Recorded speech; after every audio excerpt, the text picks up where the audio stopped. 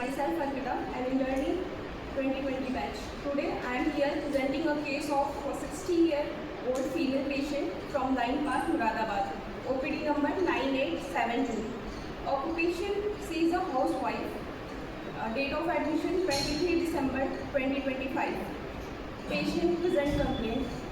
Patient को bilateral नी pain था last 20 year से. सीढ़ी चढ़ने में दिक्कत होती थी, सो के उठने के बाद वॉक करने में दिक्कत होती थी, वो थोड़ा भी चलने पे उनको ब्रेथलेसनेस फील होती थी. फ्रिक्वेंट कोल्ड एंड कफ हो जाता था उन्हें, मोस्टली विंटर सीजन में. Details of present complaint. Knee pain जो उनका नी पेन था वो डल था, एक्यूट पेन था बोथ नीज में. Standing worse on standing and walking and shifting pain था. स्वेलिंग नियर एंकल्स था, ये भी 20 साल से था. एंकल्स के पास में स्वेलिंग थी. फ्रिक्वेंट कोल्ड एंड कफ जो था इनका, ये विंटर में ही शुरू होता था और हॉट वाटर या हॉट फूड लेने पे थोड़ा आराम मिलता था उनको. Breathlessness on exertion like walking short distance, feel suffocated in warm room, better in open air, sleeplessness, love to eat hot food. Hypertension भी था उनको लास्ट 3 साल से. फिजिकल जनरल एपेटाइट नॉर्मल थी, थ्रस्टलेसनेस थी, थर्मल चिली था उनका. स्टूल नॉर्मल था, स्लीपलेसनेस थी, अलर्ट स्लीप थी. ड्रीम्स में उनको mostly Holi river like Ganga और एनिमल्स के ड्रीम आते थे. यूरिन नॉर्मल था. डिज़ायर स्वीट की डिज़ायर थी. उनका था कि उनको खाने के बाद कुछ ना कुछ मीठा चाहिए ही चाहिए. स्पीड स्लो थी, काम करने की स्पीड स्लो थी उनकी. अवर्जन मेवे खाने से उनके मुंह में एप्थे हो जाते थे, तो मेवे से उनको अवर्जन था. पर्सपायरेशन मोस्टली नियर स्टमक और फोरहेड पे पर्सपायरेशन उनको ज़्यादा था. पास्ट हिस्ट्री में 7 साल पहले उनके हाथों में ब्लिस्टर्स हो गए थे, जिसको उन्होंने एलोपैथी ट्रीटमेंट लिया था, फिर वो ठीक हो गए. ऑब्सगाइनी मेंसेस इनके रेगुलर थे जब आते थे. मिनाज 13 की एज में आया था. मेनोपॉज इनका अर्ली मेनोपॉज आ गया था. 29 की एज में इनको मेनोपॉज हो गया था. सी सेक्शन से इनके 2 बेबी हैं. फर्स्ट बेबी नॉर्मल था, फर्स्ट बेबी नॉर्मल था, सेकेंड बेबी सी सेक्शन से था. सेकेंड बेबी के बर्थ के बाद इनके मेनोपॉज आ गया. Clinical diagnosis bilateral knee osteoarthritis, क्योंकि इनके जो प्रॉब्लम स्टार्ट हुई थी और मोस्टली मेनोपॉज के बाद से इनकी प्रॉब्लम स्टार्ट हुई थी, क्योंकि मेनोपॉज के बाद क्या होता है कि estrogen drop, sudden estrogen drop होता है, जिसकी वजह से उनको ये प्रॉब्लम स्टार्ट हुई थी. हमने रूमेटॉइड आर्थराइटिस नहीं लिया, क्योंकि रूमेटॉइड आर्थराइटिस में मोस्टली होता है कि स्मॉल जॉइंट्स अफेक्टेड होते हैं, जबकि इनके केस में स्मॉल जॉइंट अफेक्टेड नहीं थे.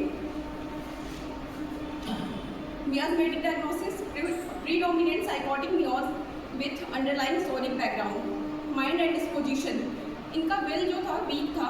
ये अपने डिसीजंस खुद नहीं लेती थी, मोस्टली हस्बैंड पे डिपेंडेंट थी. प्रॉपर जो हस्बैंड कहते थे वो मान लेती थी, खुद से कोई डिसीजन नहीं लेती थी. इंटेलेक्ट भी इनका नॉर्मल था. मेमोरी वीक थी, उनको चीज़ें याद नहीं रहती थी अच्छे से. नेचर एंड डिस्पोजिशन, पेशेंट किसी से भी अपनी बात नहीं कहना चाहती थी. उसका था कि जो चीज़ें बीत गई उसको कहने से वो चीज़ सही नहीं होगी, इसलिए मैं अपनी चीज़ें नहीं बता पाऊँगी इतना. वो अपनी प्रॉब्लम जब बता रही थी तो वो रोने लग रही थी. हर बात पे उनका वीपिंग डिस्पोजिशन बहुत प्रोमिनेंट था.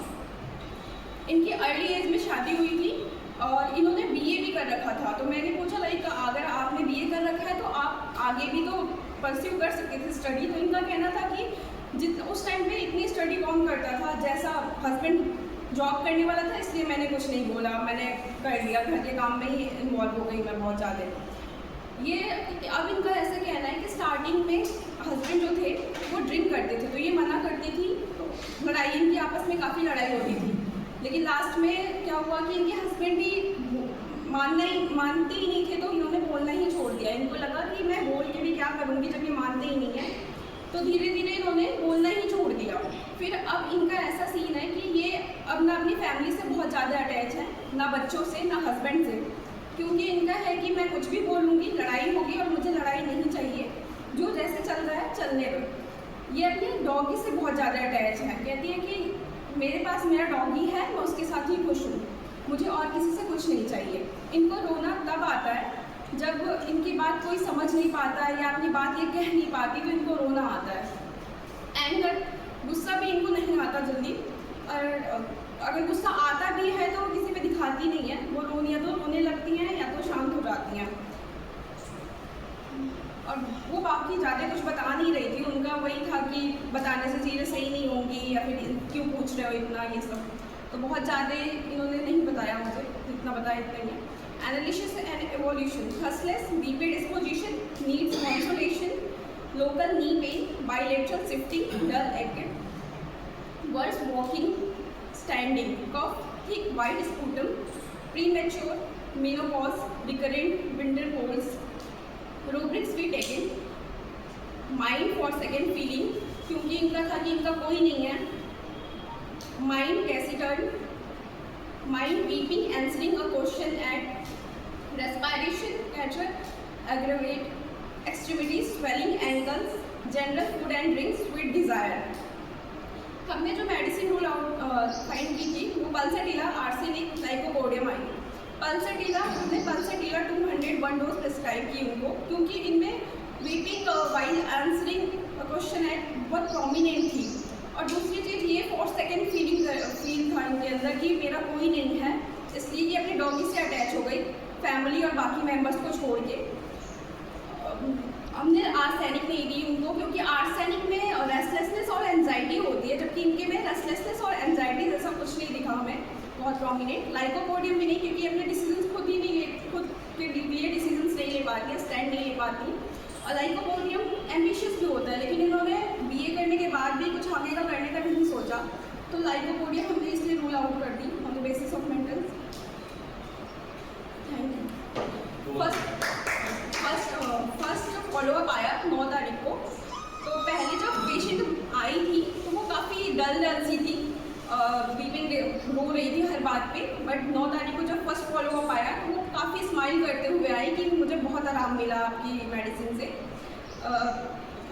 Thank you.